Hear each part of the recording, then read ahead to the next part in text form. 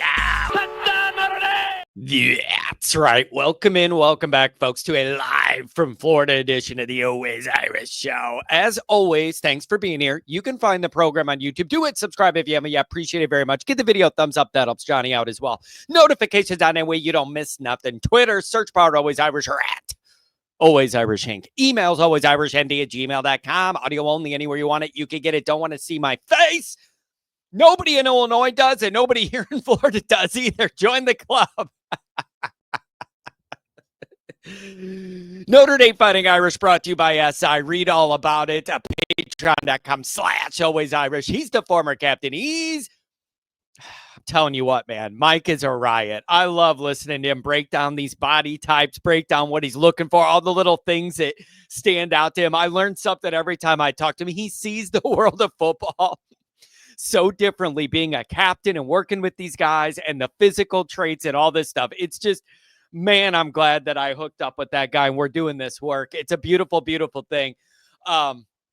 Also, check out the free version of the Patreon. There's a promo code there. Get a little discount for all the blue and gold spring coverage, whatever, before we get into the hibernation of all summer till rejoining in August.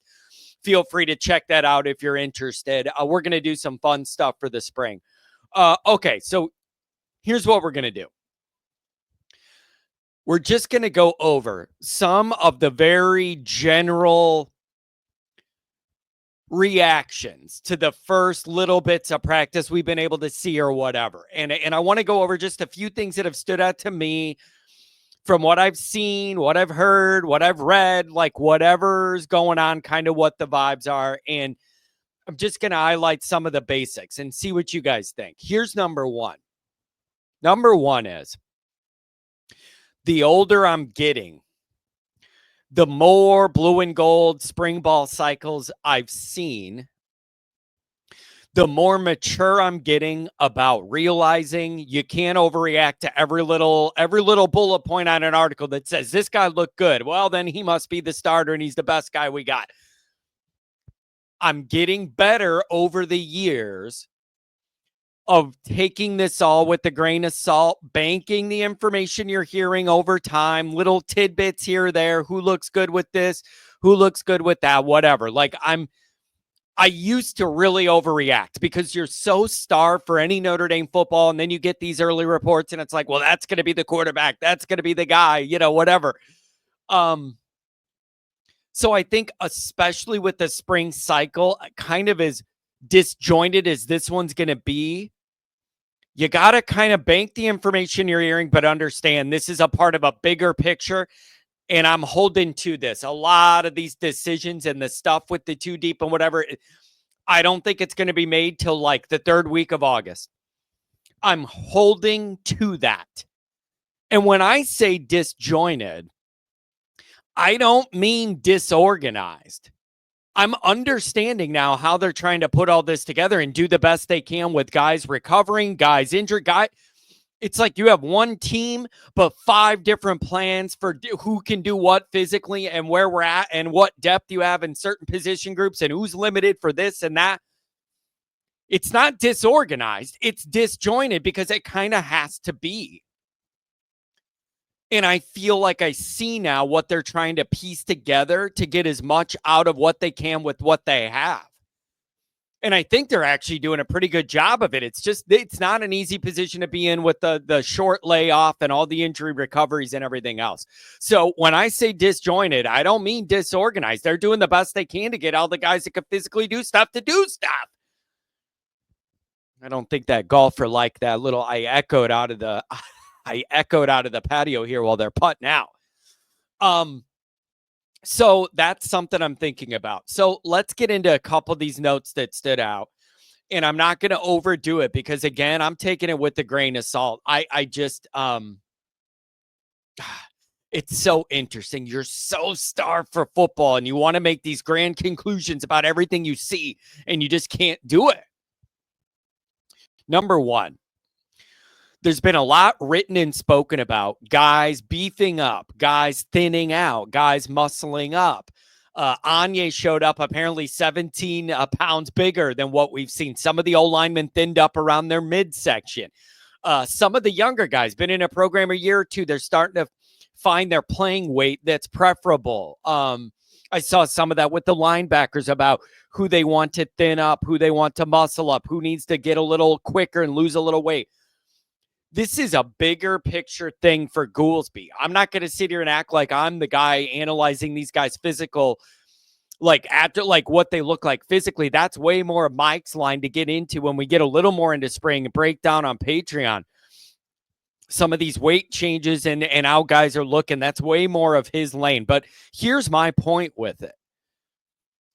There was real questions of how much of that off-season weightlifting program were you really able to get done?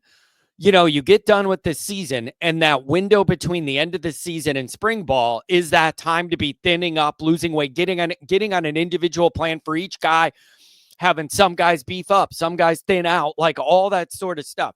And it was like, how much are we able to get that done with the short window and all these guys banged up or limited? Seems like they got a lot of work done, right? Like, it's easy to be like, oh, look at all the guys hurt. What can we do? Well, there's still like 80 other guys. And it's just good to see for the guys on the beat that are there local, that live local and could get to these practices and stuff. When it's obvious to them, some guys have beefed up or thinned out or whatever, I like seeing that report to show you they did get a lot accomplished, more than you maybe assume they would in this little window from the offseason to spring practice starting. So I think that's a good sign that they were able to get a lot of that work done. Here's something with the quarterbacks.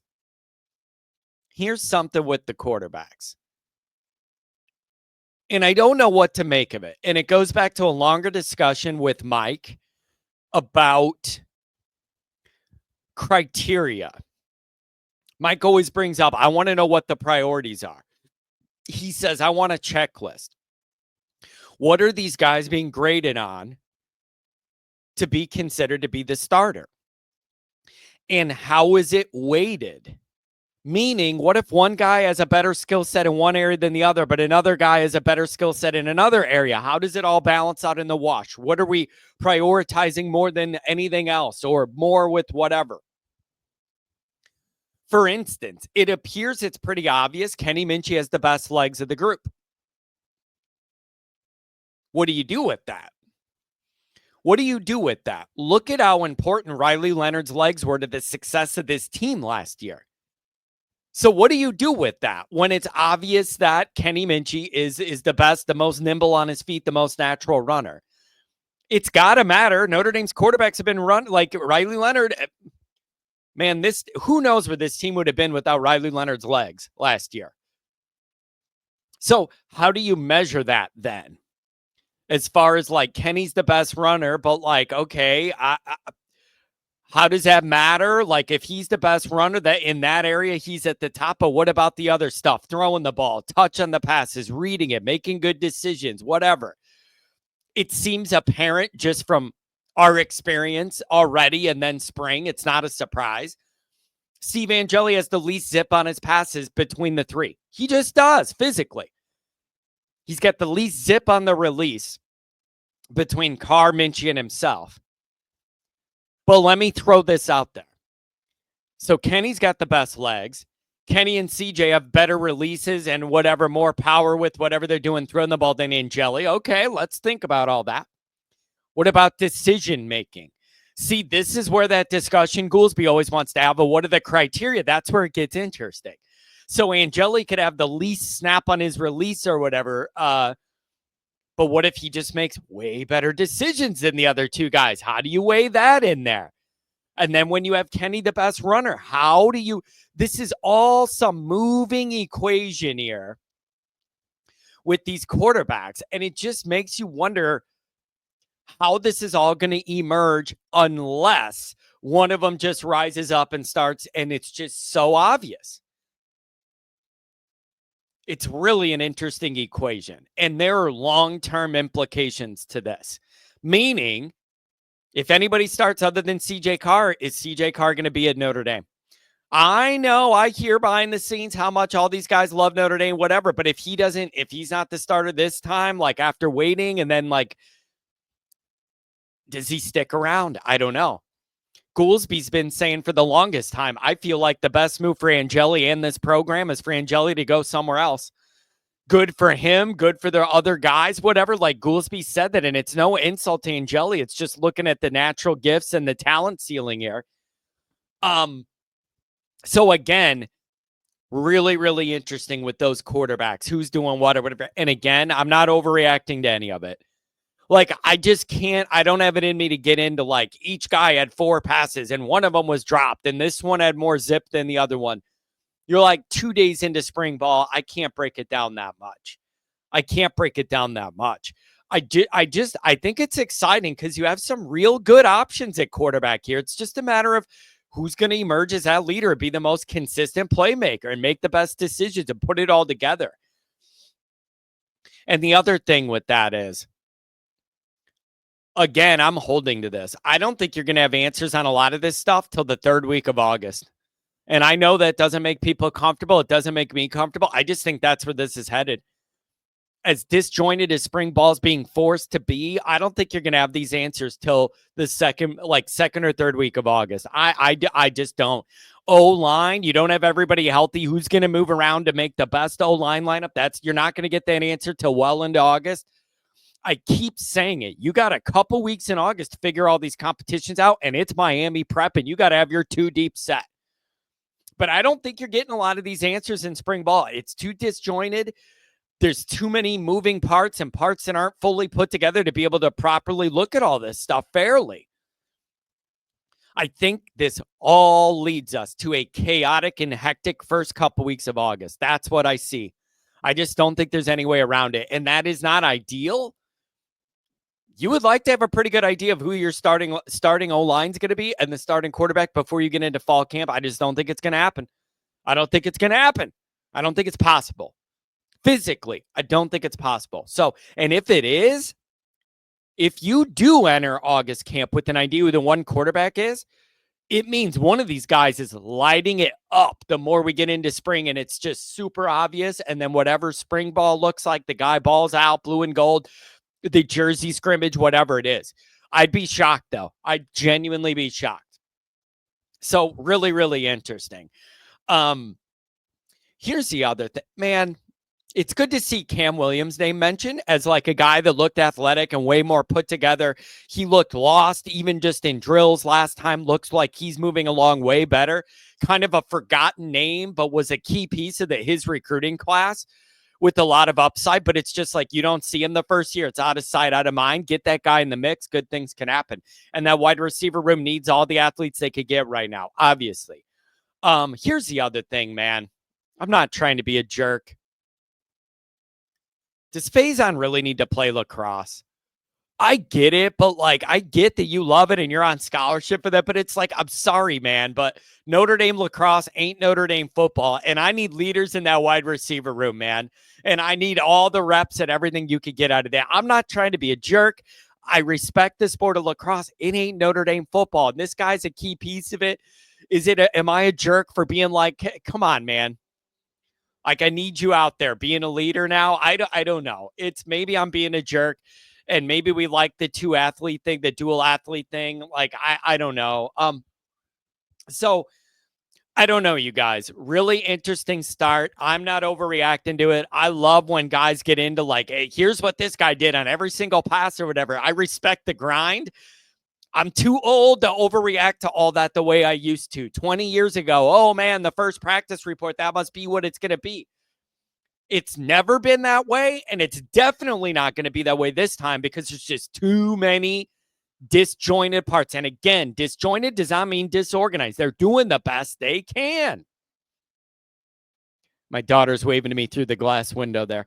We're doing the best we can here. So it's really interesting. But again, bring this full circle. I'm just glad Notre Dame's out there running around again.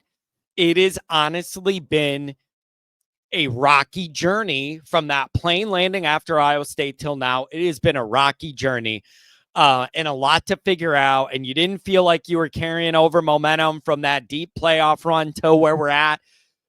The best thing you could do is get out there and see them gold helmets running around doing football stuff. It's good for everybody, the players, the coaches, the media, the fans, everybody. Even though you're physically limited to a large extent, I don't care. The best thing that could happen is get everybody out there running around again. So let's see how things progress. We get further into camp. Let's see some of the more of some of the reports and see where this is all at, leading to what's hopefully a fun and exciting blue and gold weekend with hopefully decent weather for everything we're doing. You guys, we got action. Friday night, the Always Irish crew, we're hitting Eddy Street, and we may bar hop. We may post up a one spot all night. I don't know what we're doing. We're hitting Eddy Street. First thing in the morning the next day, tailgate, parked in front of Frank, main stadium lot. Look for the flags, tailgate, blue and gold game. After blue and gold game, me and Goolsby, we're hightailing it over to the linebacker, and we're doing a live post-game show set up from there. Have a cold beer in your hand. We'll talk about what we saw in the spring game. Really excited for that, and thankful of the linebacker to host the former linebacker. It's a perfect, it comes full circle. It's a beautiful thing, man. Enjoy your day, everybody. Thanks for being here. We'll update you as soon as we get more info. Don't forget to check out the merchandise. The link is in the description. You can browse and carouse all the different Always Irish gear. Make sure you head over there and get something for the next tailgate. Thanks for being here.